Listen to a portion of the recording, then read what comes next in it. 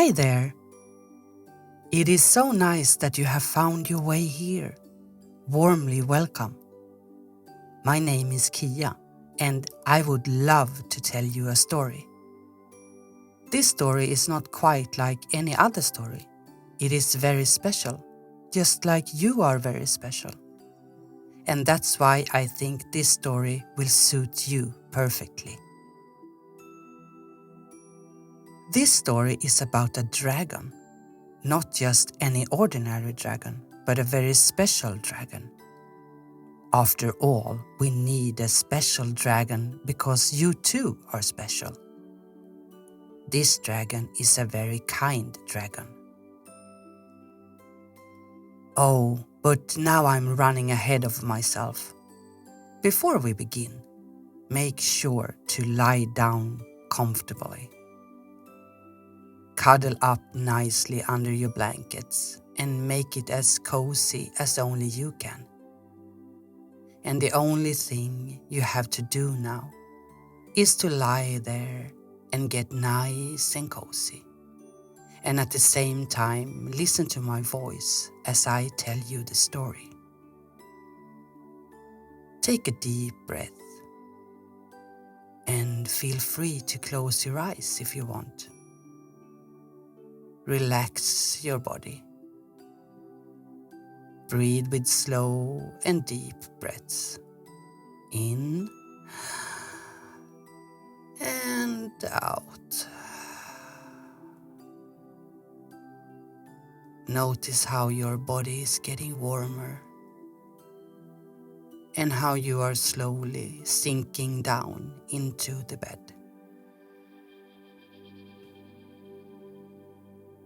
So, now let's begin. Once upon a time, there was a dragon. The dragon lived in a cave high up on a mountain with a lovely view of the valley below. In the valley, there was a castle, a beautiful castle that sparkles like diamonds when the sun shines on it. Can you imagine the valley and the castle? The dragon can sit for hours outside his cave just looking at the castle. And this is because he feels a longing within him. A longing to visit the castle. The dragon has some faint memories of having been to the castle when he was a child. In his mind, he recalls seeing a young man and a young and very beautiful woman. It feels like he is lying down and these beautiful people are smiling down at him. They pat him on the head and stroke his cheek. They say good night and slowly hum a lullaby to him. He remembers breathing in and out,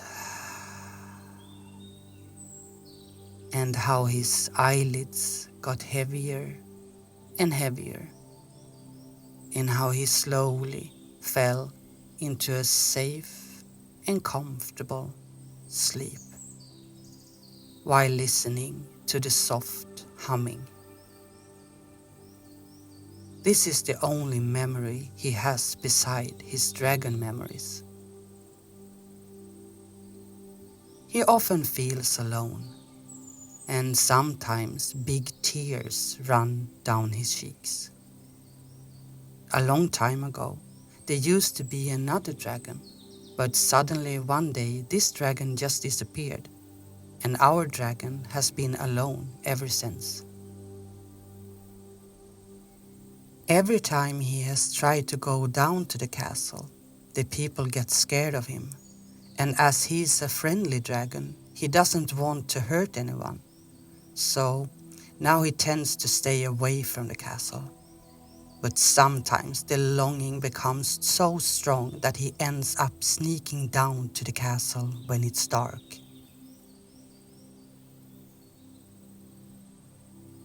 Around the castle there is a moat, and in the moat There are sharks and hogodiles. The dragon likes to watch them play with each other there in the moat. Then one night, when he is hiding on the castle roof, dreaming back to the memories he has of the lullaby, he thinks he can hear the song for real. And he gets curious and sneaks further down, closer to a window that is open. He finds a balcony nearby where he settles down. Inside the room, he sees a man and a woman leaning over a cradle, and the woman is slowly humming to the baby in the cradle while caressing the baby's cheek. The dragon lies down on the balcony and enjoys listening to the lullaby that he remembers so well as he had heard it before. Now he is getting tired and is starting to yawn. And he just wants to lie down and listen for a little while longer, and then he will fly back to the cave again.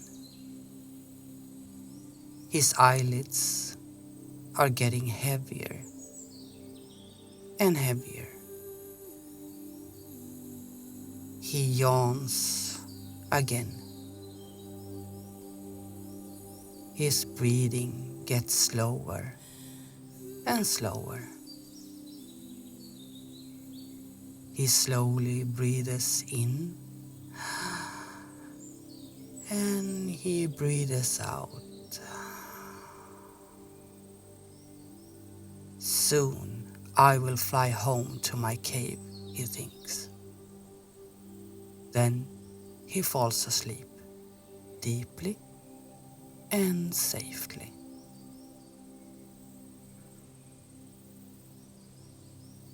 He wakes up from the sun's rays, caressing his nose.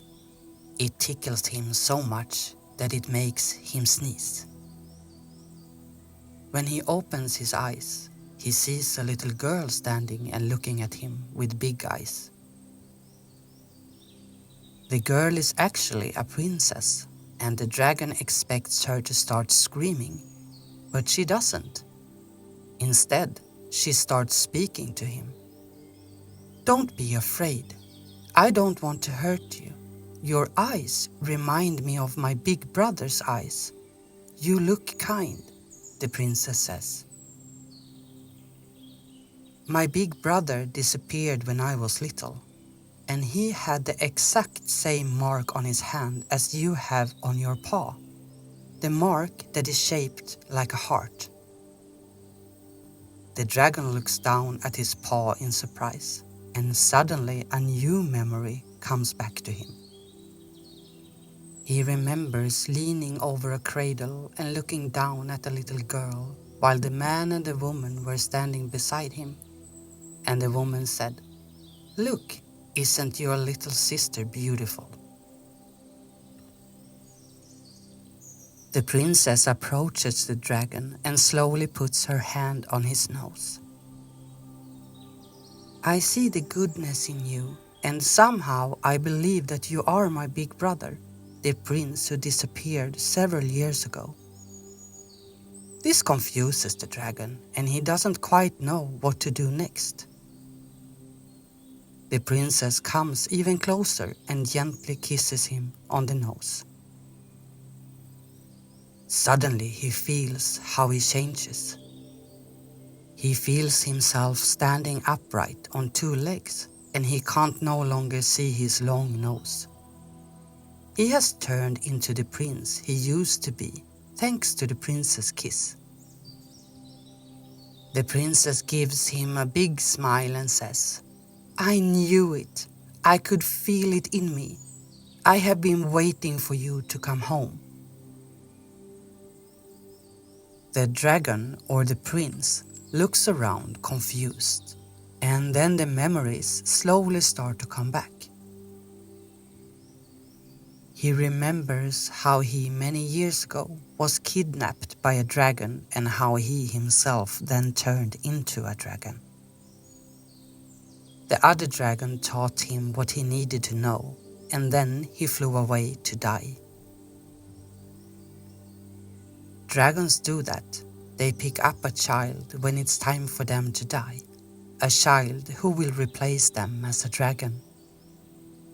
During this process, human memories become fainter and fainter to the point where they disappear completely.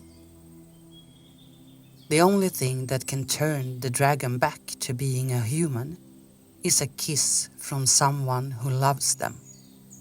But as you probably understand, this doesn't happen very often, as most people are afraid of dragons.